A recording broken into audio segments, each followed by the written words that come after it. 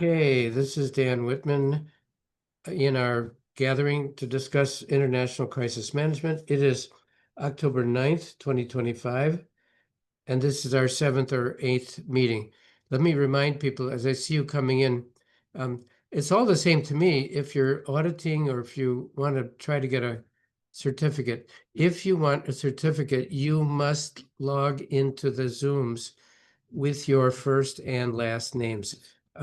A number of you are not doing that. It's fine with me, uh, just as long as it's okay with you that this would not be counted for attendance if we can't find out who you are.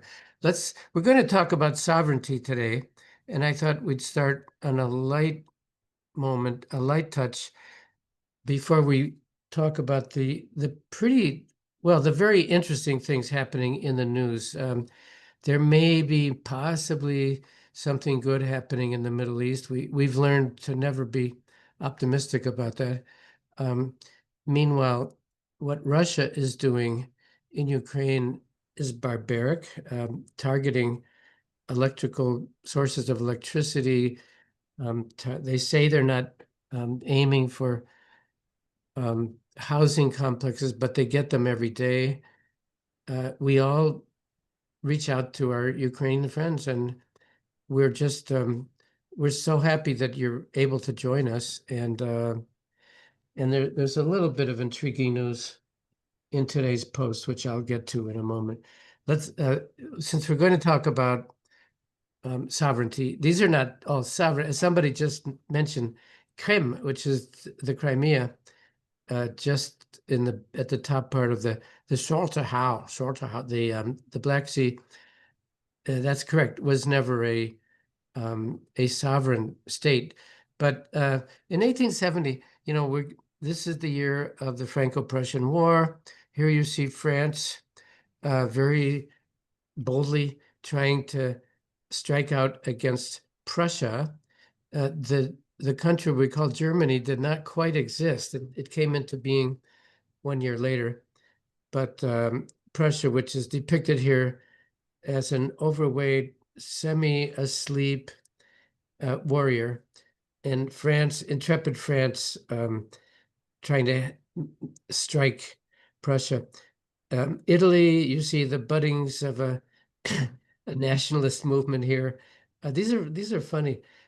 Sicily is taking a leak into the Mediterranean. Spain, of course, is just having a siesta. This is the way the Northern Europeans imagine Spain. Portugal looks a bit unhappy, stuck as an afterthought in the Iberian Peninsula. We know that in 1640, Portugal managed to fight a war that gave it independence from Spain. In that same year, so did Catalonia up here in the Northeast. Portugal won and Catalonia lost. Here, this is funny. Turkey, the map shows something called the Europäische Turkey, European Turkey, and Asian Turkey. That's funny. Now we get up to plucky little Denmark, looking pretty proud, pretty intrepid. This is from the point of view of the Danish cartoonist. And look how he depicts England as a kind of ugly character with Ireland on a leash. Ireland is a dog on a leash. Ireland looks pretty unhappy to be controlled by England. And little historic note, the first bombardment of a civilian population happened when England, from its ships in the early 19th century, bombarded Copenhagen. People were killed. This had to do with the Napoleonic Wars. There were England wanted to interdict the French fleet, and towards that end, they bombarded from ships the civilian population of Denmark. So there was always a little Denmark, certainly in the 19th century, remembered being victimized on a smaller scale, but similar to what Ukraine is going through now. This was the first time in history that such a thing happened. Now, let's Let's recapitulate a little bit. We're only in our seventh session. We've done a lot. Let me just will all help us all remember. What have we done? We talked about how to define a crisis. We all know what a crisis is, but we spent a little time on that topic. What is a crisis? A conflict is a crisis, but a crisis is not always a conflict. It can be a natural disaster or what have you. We talked about deceit, deception, as the key element used in strategy. And we showed some slides of monarch and viceroy butterfly. It's a thing called mimesis, which is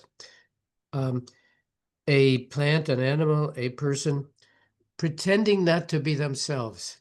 The term false flag comes to mind when the Russian Federation preemptively blames somebody else for somebody that it itself is about to do. I'm talking about February 2022. This is mimesis is the basis. And mimesis, it's like language. It can be good, it can be bad, but it's just a tool used in nature and among humans to as an instrument of strategy. Strategy is what I do to try to get my interests resolved. We talked about the human brain a little bit. I mean, I'm not a physiologist, but we talked about the binary nature, the way the brain works, rods and cones in the eye, either on or off.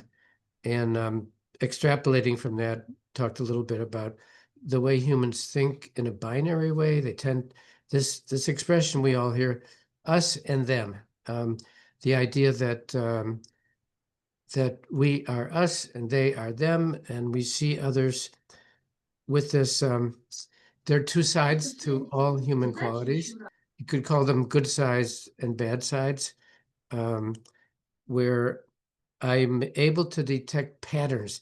That's the genius of the human brain. I can detect patterns when a pattern is interrupted, and something goes outside of the pattern. We call that irony, and that's the basis of drama. Drama, which either comedy or tragedy, has to do with establishing a pattern and then breaking the pattern. And this is integrally part of strategy. We talked a bit about that. We mentioned Sun Tzu, deceit, strategy, patterns, breaking the patterns. Sun Tzu, if he existed, about 2,000 years BCE, said, "If you are strong, pretend to be weak. If you are weak, pretend to be strong." This was the basis.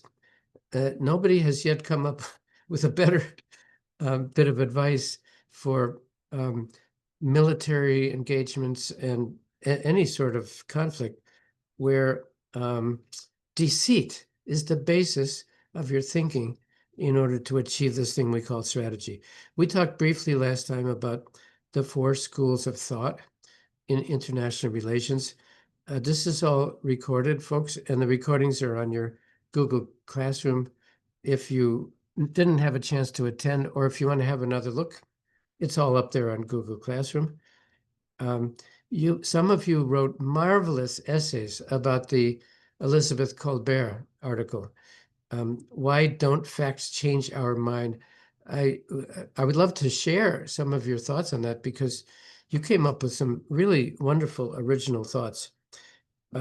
We did, and to your credit, I'm I'm really struck, and I'm very grateful for your participation in the two simulations. The after action reviews have begun coming in. I'd like to see more. You'll send those to your mentors. Now, in terms of maybe doing a third simulation, I have 5 or 6 people who would like to give that a try. I'm glad to do a third one. I just got another person today from Kenya, and I'm glad to run a third simulation. I don't want to take time away from our, we have limited numbers of meetings, so we might do that on a Wednesday in second half of October. We might do one on Ebola, a fictional, realistic one, or I'm inclined, I've had different opinions from the 5 or 6. If you would be willing, I would like to do one. I've never done this before on an actual historic event. And in this case, it would be the Suez Crisis of 1956. You'll remember that as Nasser, the president of Egypt, trying to block the Suez Canal. And in this crazy thing that followed, you had France and England very strident, willing to use military force to keep the Suez Canal open.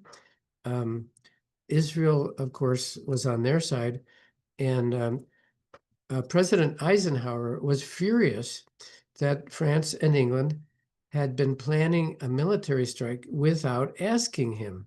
So, in this very unexpected circumstance, the United States and the Soviet Union both came down opposed to France and England. This is a pretty interesting, we know how it came out. And in terms of simulations, I would like to experiment with an actual historic one. So that's what I propose. Send me an email if you'd like to be involved. It'll probably be the last or the second last Wednesday of October. Now, also before I forget, next week, Monday, Jack Zetkulik, the colleague that you met on the first day, will give his presentation on cross-cultural communication.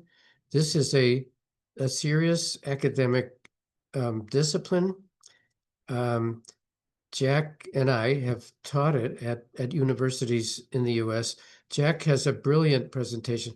We all have had cross-cultural communication, and we all have succeeded at that. But we did so, I think, without really pondering what is cross-cultural communication. I think you'll find Jack's presentation funny, engaging, and stimulating. That's next Monday. Next Thursday, this is something of a major event. Bernard Kalb, who's now 95 years old and who was a US television correspondent in Moscow during the Cuban Missile Crisis. And Bernard Kalb, at 95, his memory is much better than mine, and I think better than all of ours collectively. Bernard Kalb was in Moscow during the Cuban Missile Crisis. He met Nikita Khrushchev by chance backstage at an opera. He asked the premier, what's going to happen? All of humanity was expecting a nuclear exchange which would kill all human beings in the world. And Bernard Kalb, I'll leave this in suspense. Bernard Kalb, in a chance meeting, got to ask Khrushchev, what do you think is going to happen? I'm not going to give it away. Just make sure you join us on Thursday to see Bernard Kalb. And the following Monday, we have Jack again talking about US diplomatic history. Very briefly, the news of the day. Maybe you're following Ursula von der Leyen. The European Commission seems to be unhappy with her. I'm not following this very closely. Perhaps we know that she's a staunch defender of Ukraine. She's in favor of giving Ukraine all the material it needs to win this war. We are with the Delphi group, whose mission statement is Ukraine must win, Russia must lose. Let's follow this. We don't know what's going to happen with Ursula von der Leyen. She's the equivalent of the foreign minister of the European Union. Because the countries in the European Union are sovereign, that's why we don't call her a minister. We call her a leader, or she has a title. A minister is a position that's given to a sovereign country. The relentless attacks by Russia in Ukraine of the past week, I can't add much other than my expression of disgust for what's happening. It's cruel. We know that in the West, everybody's paying attention to the Gaza situation. We hope very much that the Ukraine the goals in Ukraine, which we all share. Thank you, Olga. Heinous is the right word. I came across, by the way, yesterday, a quote by Vladimir Putin, who believes he's a historian. I would give him a D I have minus one question. as a historian. He says that the World War II was provoked. I did say that, Jonathan. I mean, we don't call her a foreign minister because the European Union is not a sovereign state. Okay, it's a matter of terminology. Okay, we call her, what's her name? The representative, the high representative, something like that. We avoid using the word minister because ministers are in sovereign state. The European Union is not a sovereign state. Putin says that Poland provoked World War II by refusing to negotiate properly with Hitler's Germany. This is breathtaking. He actually blames World War II on Poland. I mean, is this reliable history? I mean, really. No, and then finally, interesting quote in today's Post. This is Nigel Gold Davies. I met him 6 months ago in London. Let me read you a quote. We don't know if he's right or wrong. This is a very smart guy. He was a British diplomat in the Soviet Union and in one other Eastern European, I think Poland, I'm not sure. Here's the quote.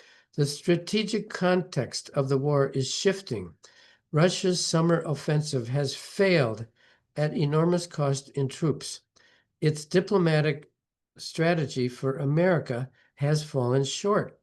It faces a slow tsunami of European defense spending and growing strains at home. And the title is this has to do with Tomahawk missiles going to Ukraine. Putin has warned this would be an active war, but heeding Putin's warnings doesn't seem to make much sense. He warns, and then nothing happens. Let me look at the chat. Somebody just entered something of interest. Let's see. Oh, yeah, Crimea was technically separately. Okay. Crimea was its own country after it broke off from the Ottoman Empire. Thank you, Nazar. Thank you. Okay. Does everybody see Nazar?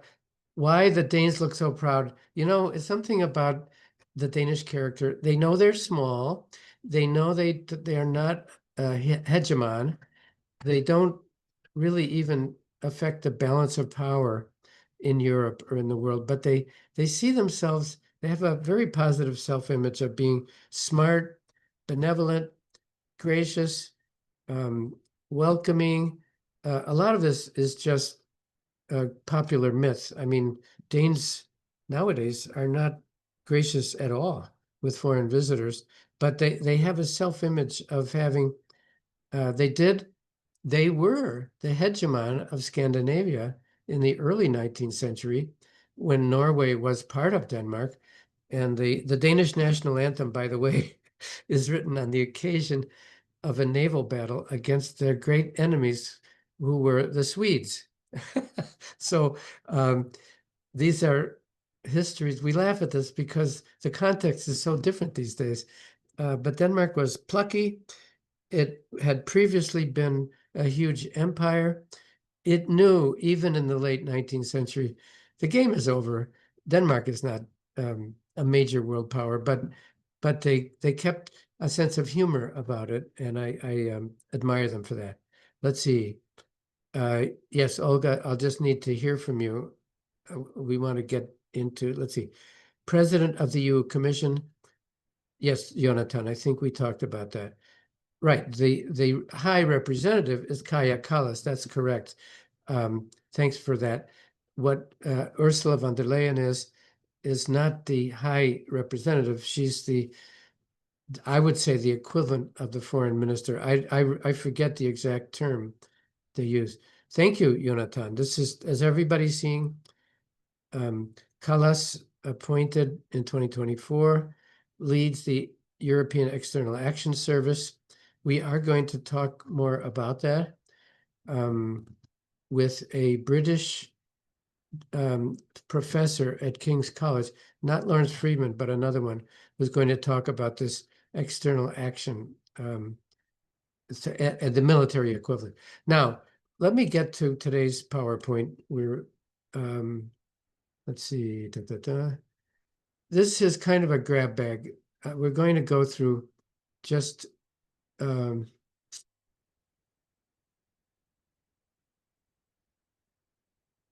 okay, there we go. Now, this is, as you see, other topics. This is an introduction. We'll talk generally about these three things: policy, strategy, tech. Policy, very simple. It is the statement of my wishes. I want all human beings to have ice cream. That's my policy. I want Russia to lose. That doesn't mean I necessarily have the means of achieving that goal, but I have stated my goal. That's what policy is. We'll get to the rest. I love this slide. Strategy. As you see, there are some predetermined in the old world when there was a thing called the rules of war. We still have them, but they've never really come into effect.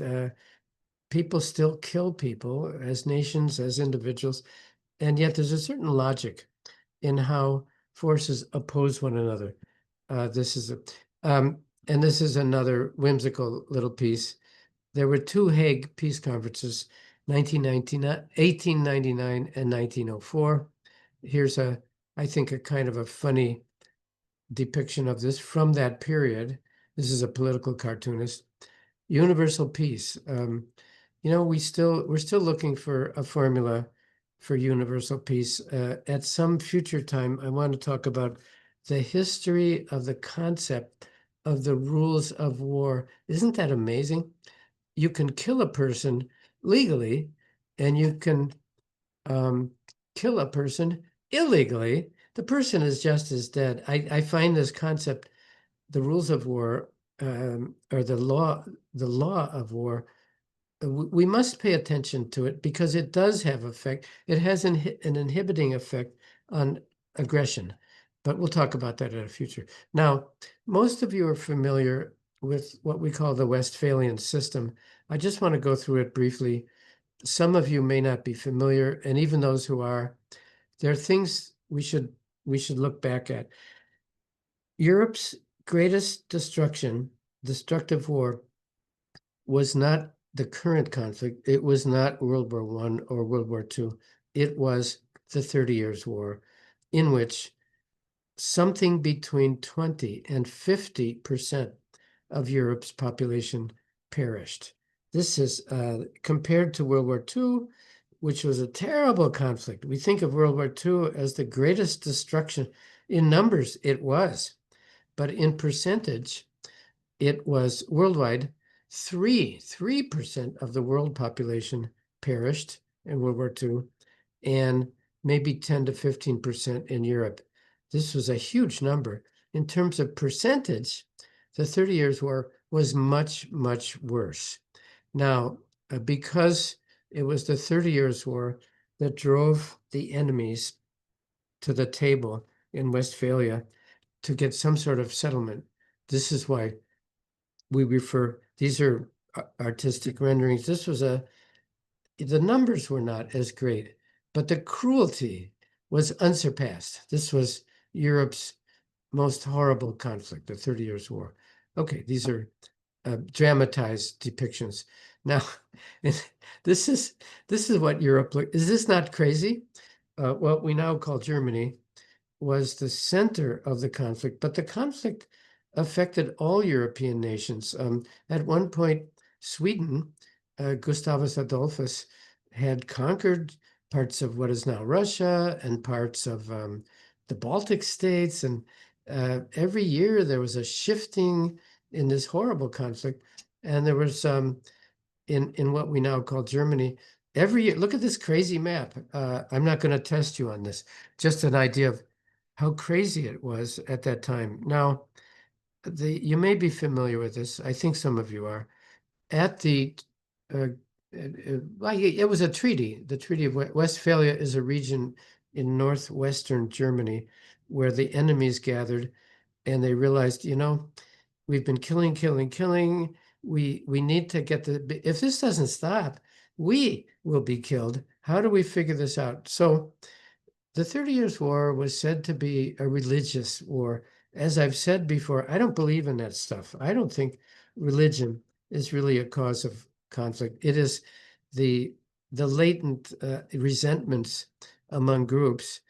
Again, I think this is a binary thinking, us versus them, Catholic versus Protestant. Did these people really believe? Was their faith in the church and in Jesus Christ, was it really that personal that they would kill people? I don't think so. I think it was more, this guy killed my uncle. I'm going to kill his daughter. It was really a vicious, vengeful sort of thing. So what was established, somebody came, I don't know exactly who came up with this pretty good idea, cuius regio, eius religio. Now, this was the creation of a sovereign system, no democracy here.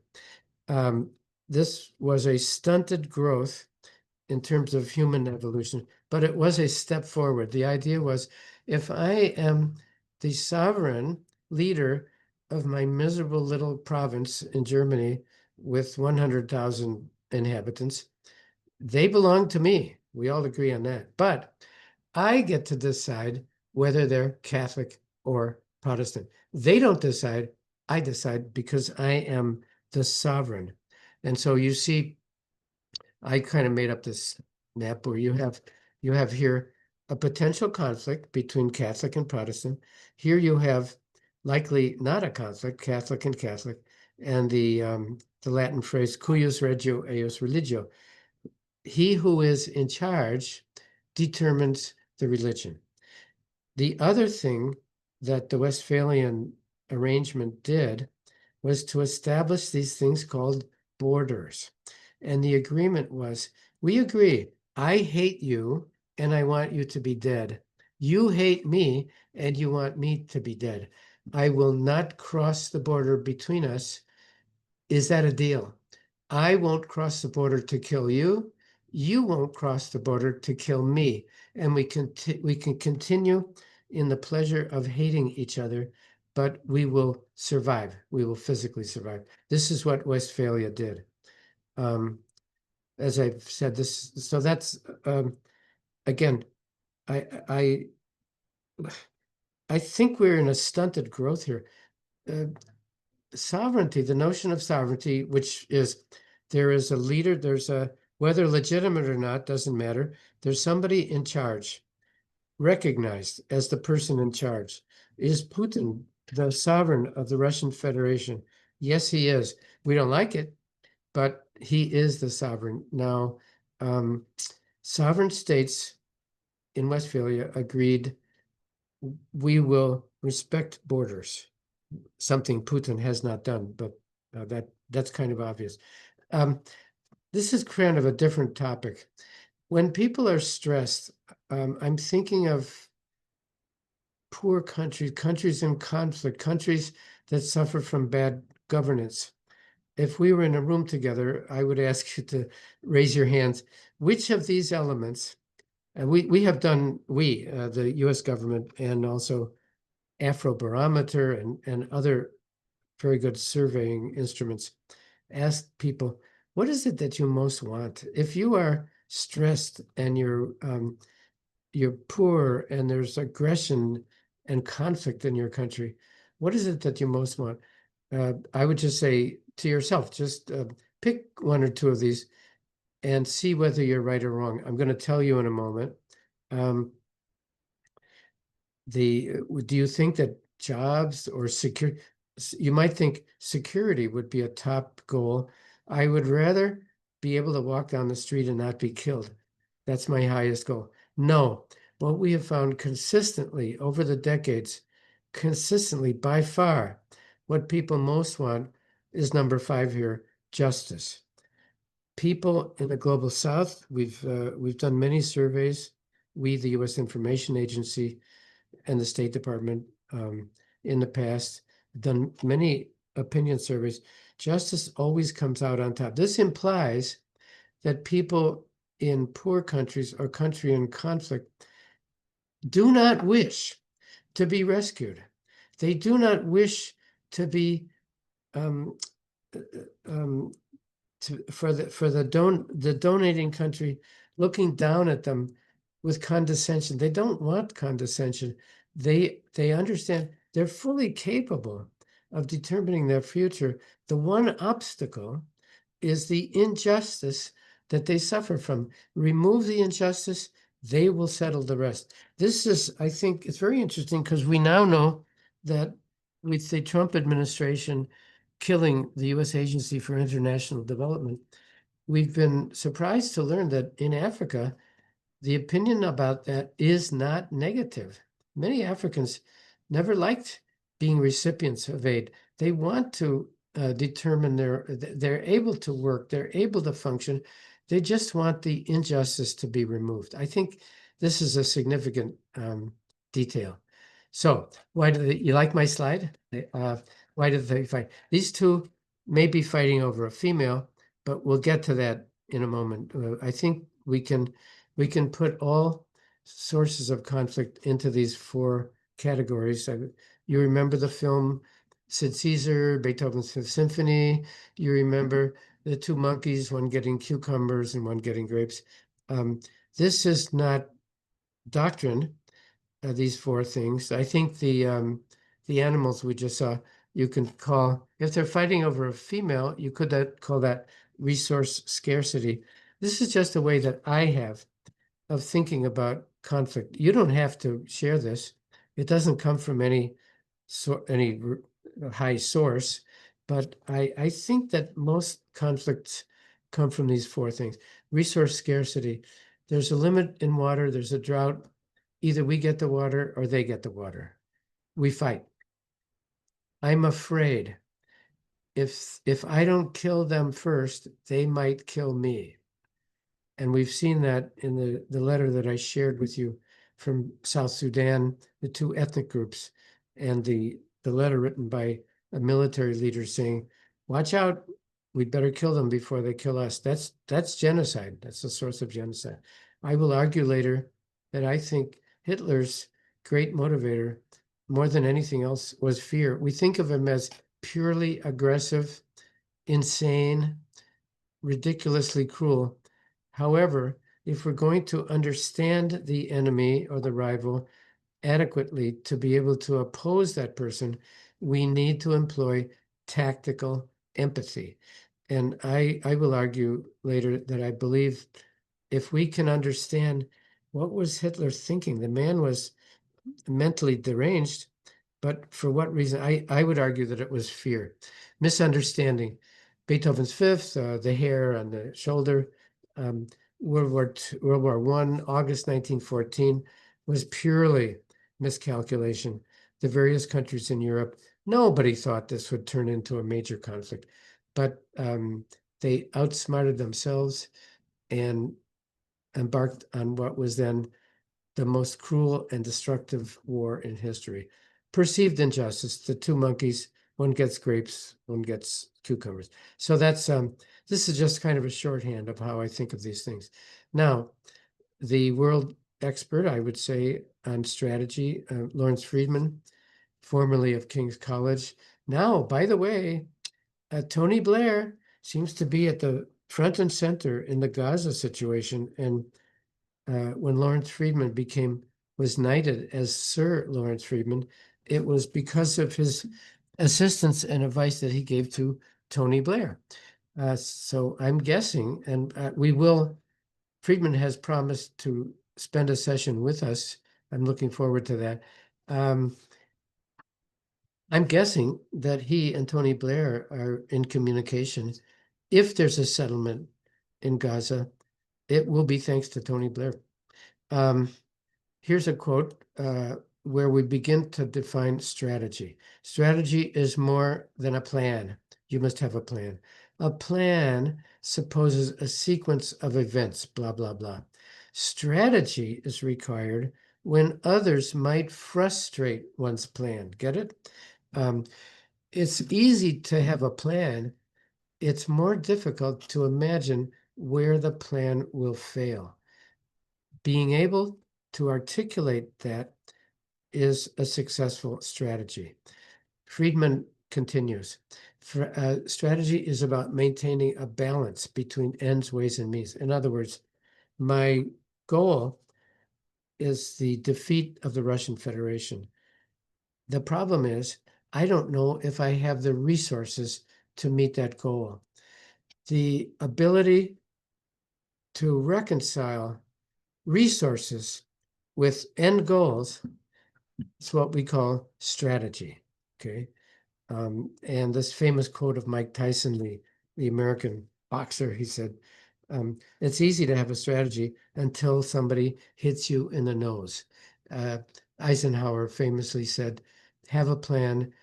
He said on the eve of the Normandy invasion, have a plan, be ready for the plan to fail.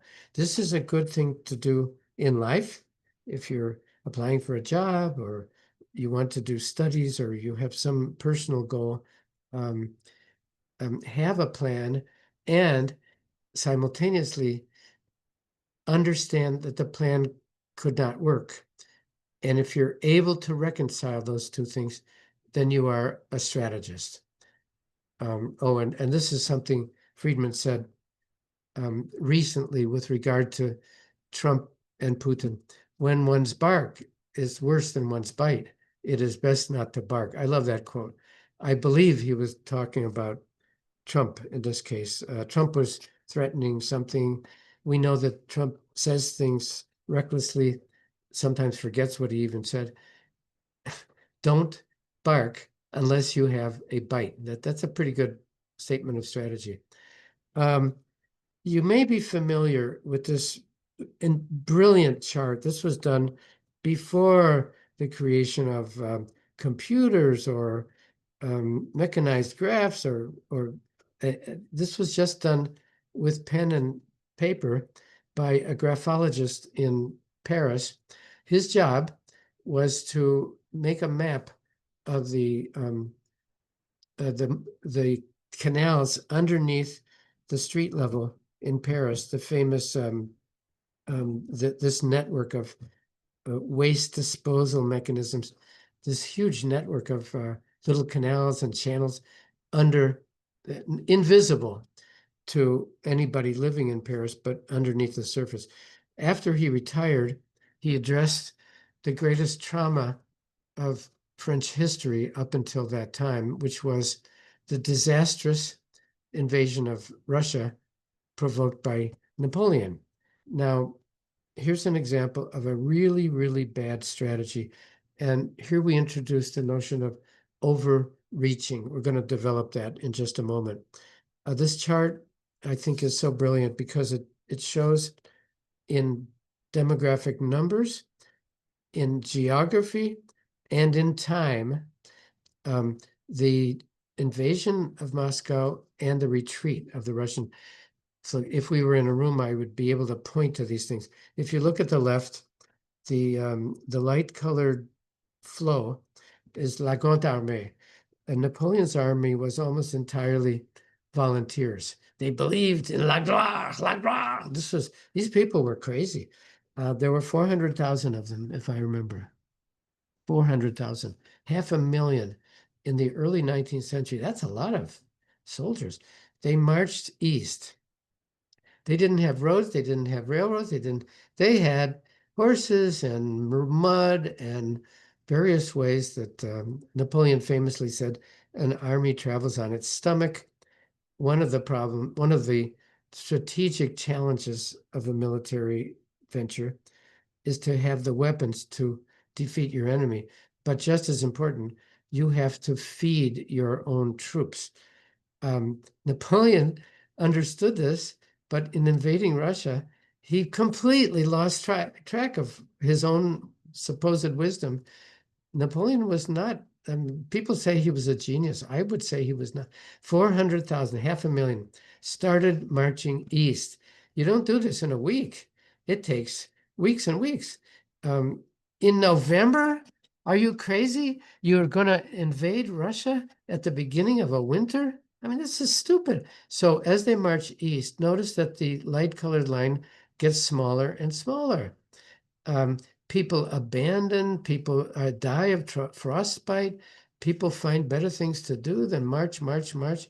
And so by the time they reached Moscow, they lost 3/4 of the numbers. They had 100,000 instead of 400,000. They arrived in Moscow. You all know what happened. It was winter. The Tsar ordered that the city be destroyed by fire so that the French would be without shelter, without food, and that they would freeze to death, as many of them did.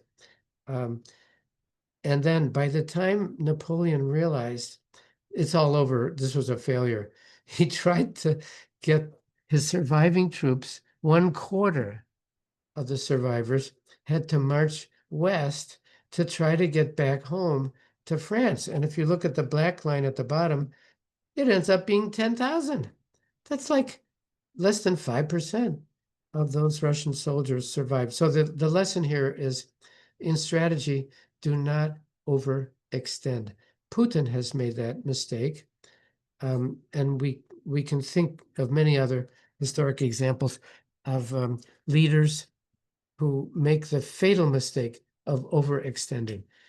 Here is The Economist magazine. This is Narendra Modi, kind of aggressive. We all have an opinion, as you will, of Modi, but here he is riding the tiger and believing that he can take Kashmir. Well, taking Kashmir, we call it indigestion. Prepare for indigestion. If you take an entity which did not previously belong to you, count on trouble, as Putin is now discovering in Ukraine. Count on big trouble if you try to ingest a foreign entity. There's some American quotes from some journalists who understood this concept in the 19th century. Here's 1898. The founder of the weekly magazine, The Nation, which is considered left of center. We do not want any more states until we can civilize Kansas. That's a great quote. In 1898, the U.S. did not yet have Alaska or Hawaii. This Jack Kulik will talk about the manifest destiny, the belief we must have more. We must have more. We're going to take more states. We now have 50. In 1898, there were maybe 40, 45. And here's a statement of great wisdom. First, we have to get our own things in order before we think about taking in more. The Mexican War, which I think we can now say was pure aggression. This was President Polk doing what Putin is doing now. He created a provocation in Mexico, arranged for the American military to invade Mexico. The result of this war was disastrous for Mexico, which lost 1/3 or 1/2 of its, what is now California, Arizona, New Mexico, Texas, was all Mexico. And this was pure expansionism. It was, but Horace Greeley, I think a very wise journalist, he said, read the histories of the ruin of Greek and Roman liberty consequent to such extensions, overextension, we would call it. Henry David Thoreau, very famously, was arrested. He spent a single night in jail because he disagreed with this Mexican War, and it was possible at that time to withhold taxes. He said, I'm not going to pay taxes that'll be used in this war. That was still possible in the mid-19th century. And famously, he spent a single night in jail. He did not suffer. The result of this was his famous essay, Civil Disobedience, which became the inspiration for Gandhi and Martin Luther King. Nonviolent opposition to an unjust situation. We cite in passing Reinhold Niebuhr, who was a Protestant. We call this Christian realism. Reinhold Niebuhr wrote this book, The Irony of American History, in which he stressed the point, do not overextend. America at this time in the mid-20th century had now just come out of World War II, victorious, and was feeling pretty bold and was throwing its weight around, especially in the Western Hemisphere. And Niebuhr came up with something called Christian realism. Understand your limits, do not overextend, as the French did. This was overextension. Don't do that, said Niebuhr. Now, interestingly, Niebuhr was often quoted by Barack Obama. Obama said that Niebuhr was the greatest source of wisdom and information that Obama had. And you can see how logically the famous red line in Syria, when Obama said it's a red line if you use chemical weapons. They used chemical weapons, Saddam Hussein, rather in Syria, and there was no follow through. So Obama is often criticized and condemned for having said there is a red line, and then he didn't live up to it. Well, why did he do that? He was motivated by Reinhold Niebuhr. This became the strength and the weakness of Obama's foreign policy. You've all seen the Serenity Prayer. Now you know where it comes from. It comes from Reinhold Niebuhr. Give me the serenity to accept things which cannot be changed. I think you're all familiar with the so-called Serenity Prayer. I think, let me race through it. I think I want to spend a separate session with the following items. Let's just start, and I think we'll postpone some of this to a future session. The U.S. military, we're talking about strategy here. What are the steps you take, either in personal life or commercial competition or military conflict? How do you establish a strategy? The U.S. military is very good at this, at thinking this through, and they have ways of helping us think quickly when we're under the stress of having to deal with a crisis. When something is happening, you know how your thoughts just disappear because there's adrenaline and there's panic and there's urgency. The U.S. military is very good at making things that you can remember. The word SMART, strategic, measurable, achievable, results-oriented, time-bound. This is a SMART. The idea here, if you can't think of anything else because you're under attack, or you're going to be in the next week or two, how do you think? First of all, think strategically. When I say strategic, let's remember how Lawrence Friedman defined strategy. First of all, have a plan. That's not the strategy. The strategy is to have a plan and to imagine how the plan will go wrong. Secondly, strategy is the reconciliation of your goals and your means of achieving that goal. They will never exactly match. So a strategist will look at the means to gaining an objective and look at the objective and find ways of equaling those two unequal elements. The invasion of Normandy, 1944. The largest amphibious landing in human history. The strategy was required by Commander Eisenhower because the Nazis were dug in. They were perfectly stable and well defended themselves in Normandy. They were expecting an Allied invasion. We know from history, the invasion was successful. Many were killed on those days, those first days, and many of the Allies perished. in the water, in the sand, in the beaches. It was a horrible thing. But what the Allies needed to do, their goal was to defeat Nazi Germany. But step one, defeat them in northern France before going to Berlin. It took a year and many dead people, but they understood they had to have overwhelming force. This is what Eisenhower understood. Even with overwhelming force, Eisenhower was prepared to fail. And he famously wrote a letter the day before the invasion, apologizing for his failure and taking it entirely upon himself and saying, this is my fault. He wrote that letter. Luckily for him and for the Allies, he never had to use it. Now, smart, having a strategy.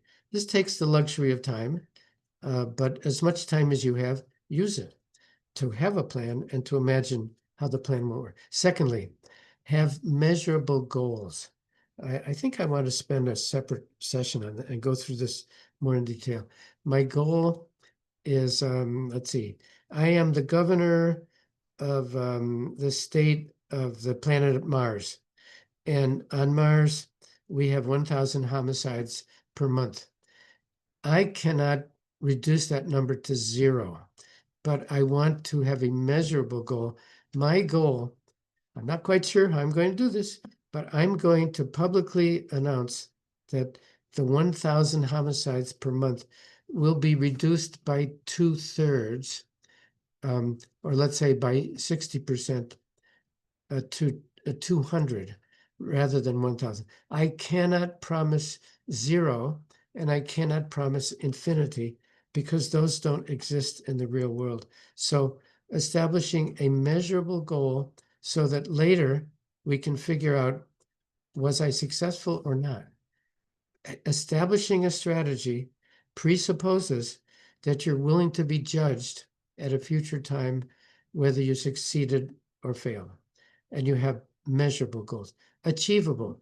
Is it realistic to get 1,000 homicides down to 200? There's no absolute promise, but let's keep this in mind. Is my goal realistic? Can I expect that I can actually do this? Don't promise it unless you're rather sure, not entirely, not purely, but if you're pretty sure you can meet those objectives. Results oriented. Determine beforehand what the end goal or the end state, you've heard this term, the end state.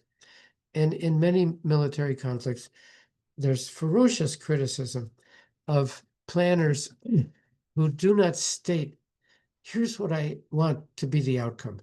The ability to visualize the future bending to my wishes and to say, I can achieve something, but I'm going to define it with this term in American military. We call it the end state, meaning I must say what I want. In the conflict in Libya, when Secretary of State Hillary Clinton insisted that Barack Obama join the French and the British in applying the UN principle RP2, R2P, responsibility to protect. It seemed as if Muammar Gaddafi, he threatened to kill all of his own citizens in Benghazi, in one of the cities in Libya. And the United Nations had established a principle that the United Nations, the sovereign nations, must intervene if an entire population is at risk of being killed. Hillary Clinton persuaded Obama to join the British and the French in landing military airplanes in Libya in order to drive back the Gaddafi's forces. Now, the failure of that venture, I would say Hillary Clinton was right or wrong, you can argue that, but but it was certainly a failure that nobody was able to say, here's what we want to achieve. Do we want to kill Gaddafi? Do we want to create a UN protectorate out of the chaotic country of Libya? Do we want to come in and rescue some individuals and transport them to Europe where they'll be safe? There was no attempt to visualize an end goal. And this, I think we can say, I'm not saying anybody is guilty or innocent of this, but the failure to articulate an end state was involved in the failure of the intervention in Libya.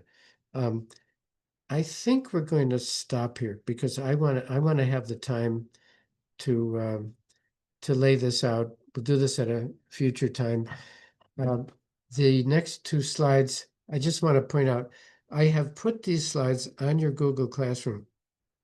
This is my two-page summary of a course that I took some years ago in the in one bureau of the State Department, whose function and purpose was to create better conditions in a post-conflict situation.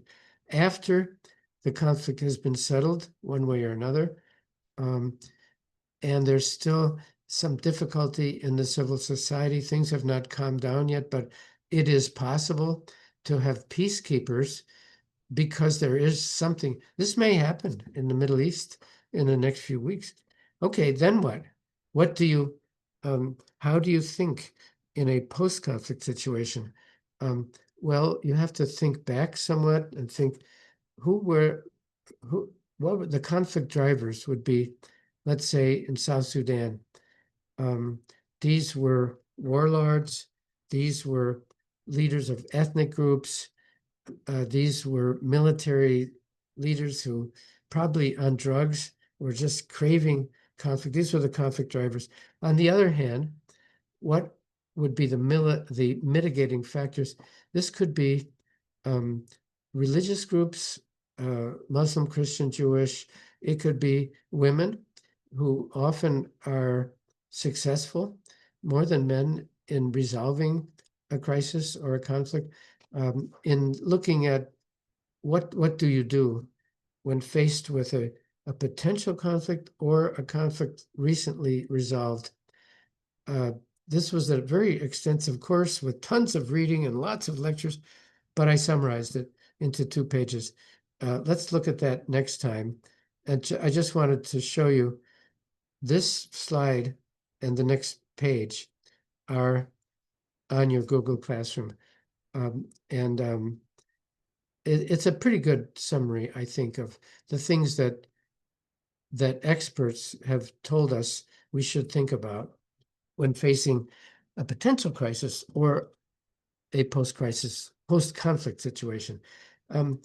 We could go longer, but I think I want to fully explain the next few slides, the input, output, outcome, result. This is a little bit esoteric. I'd like to have the time to do it.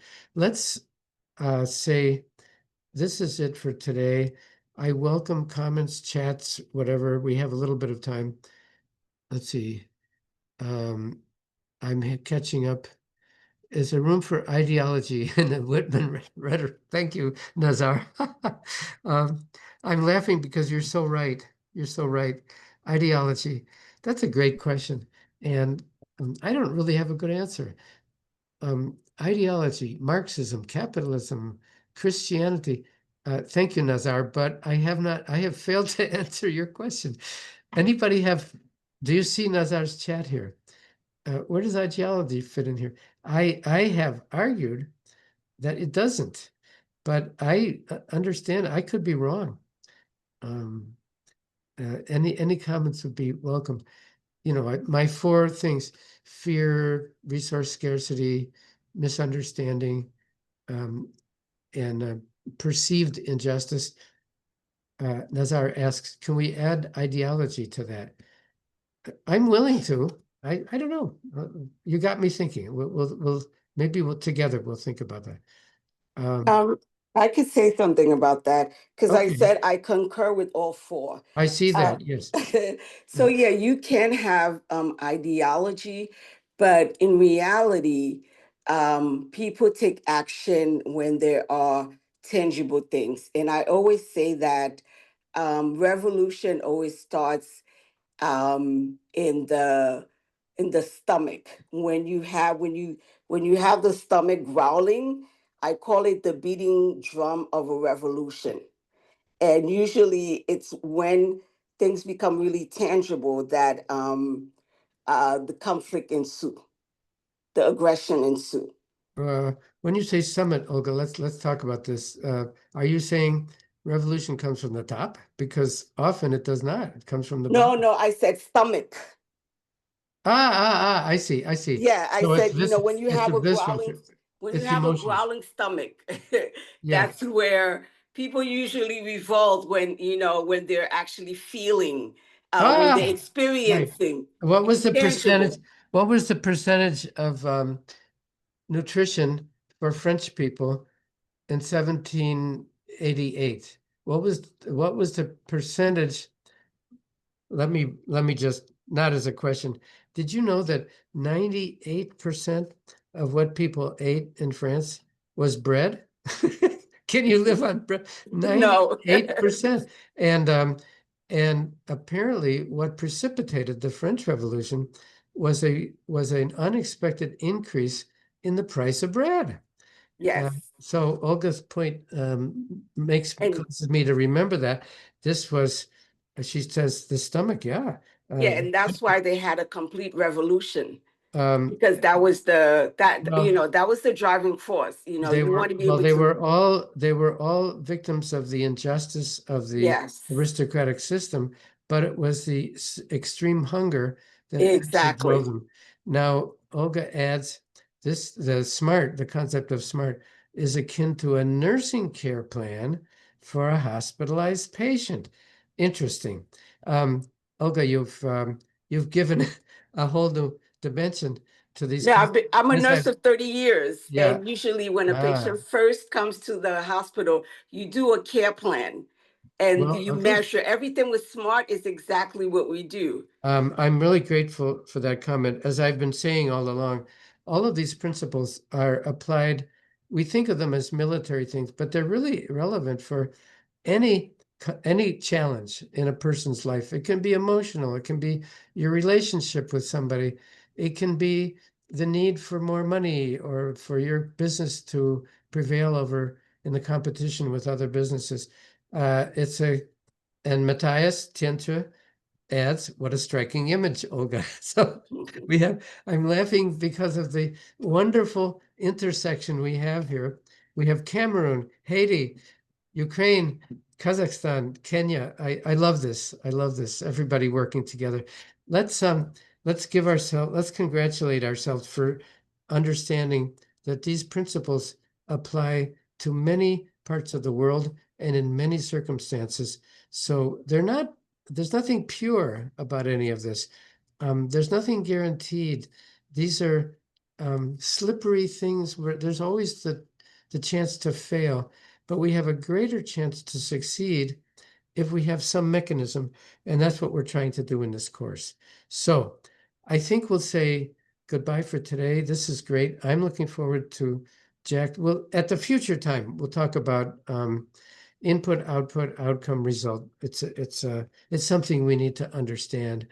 And Olga adds, maybe Mr. Blair would get the Nobel Prize. Um, if Blair succeeds, he certainly deserves a Nobel. We have seen some recipients of the Nobel Peace Prize, like Yasser Arafat and Henry Kissinger, who had nothing to do with peace. So I'm not sure what the Peace Prize is really worth, but we'll see. Anyway, goodbye, everybody. How do we register? How do we sign No, no, on? no, no. Yeah, Olga, you must send me an email. You must. Okay, I Okay. got you. Thank you, Will do. everybody. Thank you. All Thank righty. you. Thank you. Bye bye.